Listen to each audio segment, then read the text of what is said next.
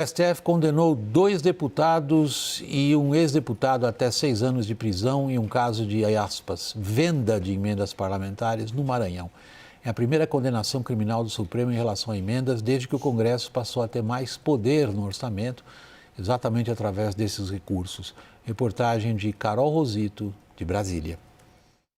O voto do relator do processo, Cristiano Zanin, foi acompanhado por todos os outros ministros da primeira turma do STF, Alexandre de Moraes, Carmen Lúcia e Flávio Dino. A ação em julgamento trata da cobrança de propina para a liberação de recursos do Ministério da Saúde para o município maranhense de São José de Ribamar, na Grande São Luís. O deputado do PL, Josimar Maranhãozinho, Pastor Gil e o ex-deputado Bosco Costa teriam exigido cerca de R$1.600.000 em propina do então prefeito da cidade, José Eudes Sampaio, que denunciou o esquema. A solicitação de propina teria ocorrido entre 2019 e 2021. Em troca, os parlamentares teriam prometido viabilizar a liberação de quase R$7 milhões em recursos para a área de saúde do município. Esta é a primeira vez que o STF condena parlamentares por desvios de emendas, instrumento que deu grande poder ao Congresso sobre o orçamento. O Supremo também lida com processos que questionam a transparência de alguns tipos de emenda e a constitucionalidade daquelas que são de caráter impositivo. As ações estão concentradas no gabinete de Flávio Dino. No fim do ano passado, o ministro mandou a PF investigar mais de 70 milhões em emendas PIX, que fluem direto do orçamento federal para os municípios sem necessidade de convênios. Além de possíveis crimes relacionados a cerca de 30 organizações do terceiro setor que receberam recursos federais exclusivamente por meio de emendas. Nós temos o primeiro julgamento criminal dessa nova tecnologia. Infelizmente, haverá outros. Leandro, eu estava fazendo rapidamente a conta. A gente tem por baixo 80 deputados alvos do STF. A gente considerar que a casa abriga 513 parlamentares, nós estamos falando de uma quantidade enorme de parlamentares sob investigação. Isso é sinal de uma deterioração profunda do moral, dos padrões de conduta no país em geral e na Câmara dos Deputados em particular? Ou é a guerra suprema contra o parlamento? William, eu acho que a gente acho que a gente pode abordar essa situação de diversas formas. Eu acho que todas vão estar corretas, lamentavelmente, né? Digo, pelo aspecto negativo. Primeiro, acho que a gente já mencionou aqui a questão da disfuncionalidade dos poderes dentro da República, né? Um poder de veto de um poder justamente sobre outro, de uma dificuldade de avançar em processos decisórios, de um poder bloqueando justamente outro por divergência de interesses, né, por um lado, e, logicamente, aqui voltamos mais uma vez a essa questão que tem marcado a República nos últimos 15 anos, vamos dizer assim, de 2012, 2014, 2015 em diante, em que o Congresso se apodera, se apropria de uma parte importante do orçamento e, de alguma forma, sem ter uma accountability, sem ter uma responsabilidade na prestação de contas dessas ações, né? É interessante ver que, e aqui reparando um pouco nas ações do ministro Gino tem passado a ser um ministro bastante central dentro da corte pelas últimas decisões que ele tem tomado. Ele está dividindo o palco nesse momento, eu diria, junto com o ministro Mendonça tocando a Operação Master e o Gino avançando em diferentes questões, de alguma forma, contendo um pouco a crise que toma conta do Supremo e, de alguma forma, reagindo também para colocar o Supremo no lugar que eles entendem que deve estar. Vamos lembrar rapidamente aqui, penduricalhos, foi um recado à sociedade. Essa semana, o Gino anula aquela possibilidade de aposentadoria compulsória.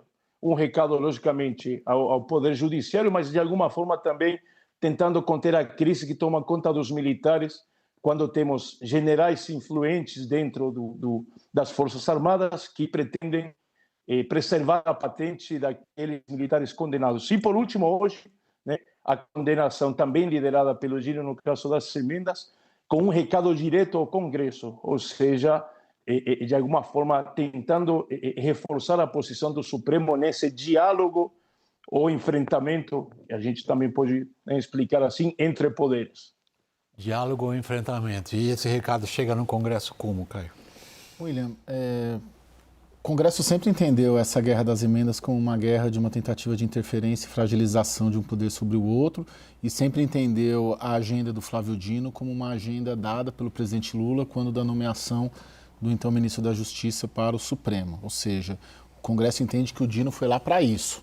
Na prática, não apenas para apurar os casos de corrupção, mas para tentar fazer que no desfecho de todas essas 80 ações, ao fim e ao cabo, o Executivo conseguisse retomar pelo menos parte do controle desses recursos federais, que hoje estão em 60 bilhões de reais em emendas parlamentares. Então, o Congresso não entende como uma missão de limpeza nas regras que eles mesmos, né, com orçamento secreto e tudo mais, desvirtuaram, né, quebrando regras de transparência e rastreabilidade, mas entende como uma missão política patrocinada pelo presidente Lula para expor e fragilizar o Congresso e, ao fim e ao cabo, para que o Poder Executivo consiga retomar o controle de pelo menos parte das emendas parlamentares, coisa que não conseguiu. Esse é um dado. O outro dado é que o Congresso não vê o Supremo Tribunal Federal hoje com moral mesmo, para avançar com essas ações. Muito embora a perspectiva dessas ações fosse anterior ao caso Master. Sim, 2019 no caso dessas. Sim, e a gente já vem anunciando, né, na cobertura, aqui no programa também, Guerra das Emendas. É uma Guerra das Emendas em 2026. Isso já estava contratado antes do Alexandre, antes do Dias Toffoli estarem envolvidos ali no caso Master. Mas hoje, a forma como o Congresso encara é, primeiro, o Supremo não está sem moral, não querendo cortar na própria carne e querendo apontar o dedo para o poder do lado. E segundo, o Supremo buscando uma agenda positiva para tentar sair do buraco que se meteu ao blindar, ou tentar blindar, ou caminhar para uma blindagem dos dois ministros que estão envolvidos no caso Master. Há um perigo, queria ouvir muito a sua avaliação disso, já que você é a nossa musa da institucionalidade, Thaís. Há um perigo grande do esfacelamento do crédito de ambas as instituições, a instituição do Parlamento e a instituição do Supremo. Porque uma vê o outro com uma enorme desconfiança e não encara as agendas pelo que elas dizem ser, mas sim por tentativa de suplantar o poder do outro lado. William, eu estava exatamente escrevendo aqui que nós estamos numa situação em que vai ganhar quem for menos refém do outro. Então, é uma disputa por quem é o maior refém e não por quem tem razão, e não pelo que é mais razoável, e não pelo que é mais, inclusive pelo que é obrigatório do ponto de vista do Congresso Nacional. O mérito, especialmente do que o Dino está fazendo, está perdendo espaço para o debate do tempo político para isso. E as emendas, eu fico me perguntando o seguinte, em 2027, o novo governo, essa batalha vai continuar, vão condenar 80 e tantos parlamentares, o mecanismo da emenda vai continuar. Eu quero entender, do ponto de vista institucional, quem vai vencer essa batalha entre os reféns, em função dos escândalos e tudo mais, para saber o que vai sobrar em termos de regra, em termos de instituição de rastreabilidade, de transparência. Hoje, a gente está assistindo a uma briga por quem é mais fraco, porque tem menos razão e não o contrário. Leandro, como você vê o desenrolar desse confronto institucional? Evidentemente, em primeira linha, o ministro que investiga casos clássicos de corrupção, esses aí são tão antigos, eu diria até como a nossa República.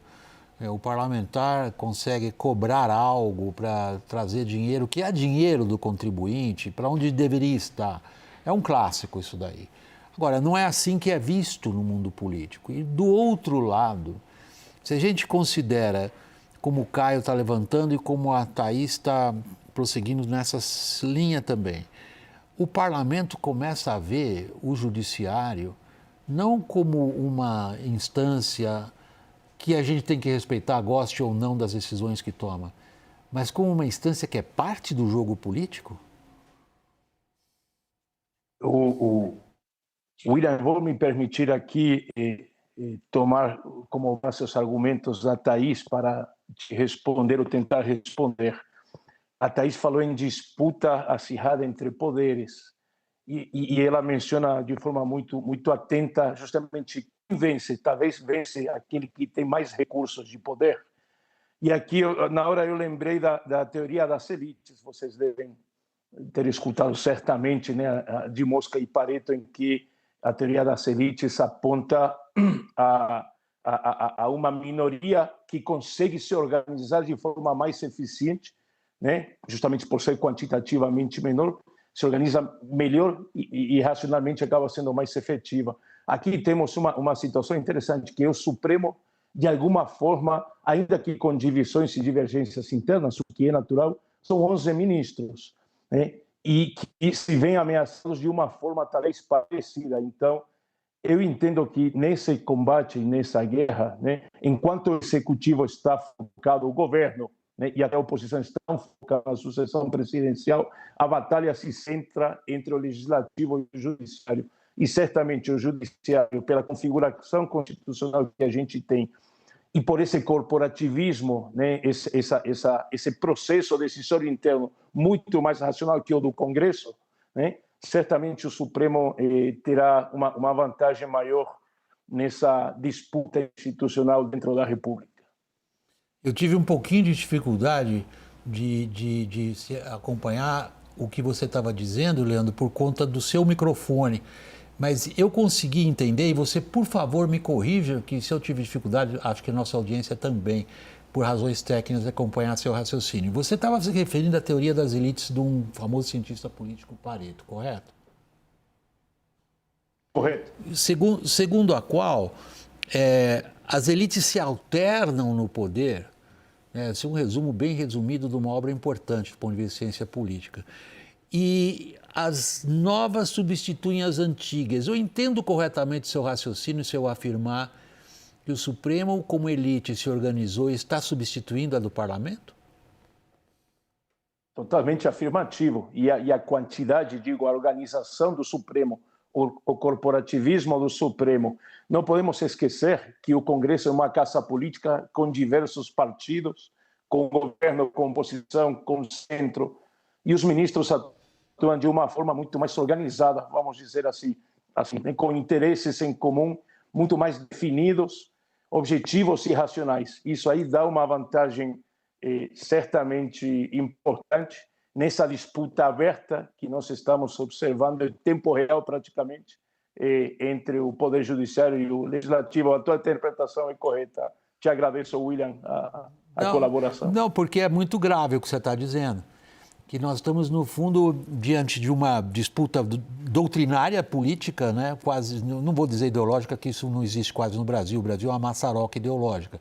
Mas são elites competindo entre si, e a elite do judiciário, como você diz, pelo seu corporativismo e capacidade superior de articulação, ela está se impondo ao que seriam as elites tradicionais no Congresso brasileiro, Caio. Eu só não acredito que seja apenas pela capacidade de articulação, mas como o Gambiati colocou antes, pela própria forma como está organizado o Estado brasileiro e a Constituição e o arcabouço todo. Ele dá a última palavra ao Judiciário, ele dá a última palavra ao Supremo Tribunal Federal, e aí junta isso, aí sim, né, com uma capacidade de articulação de parte desses ministros, os ministros mais políticos, que conseguem dialogar e se inserir de alguma maneira nesse universo político, ou muitos acabam vindo da política, né, já foram filiados a partidos, já trabalharam para partidos, né, o caso do próprio Toffoli e do Alexandre, né, um veio do PT, o outro já foi filiado ao PSDB,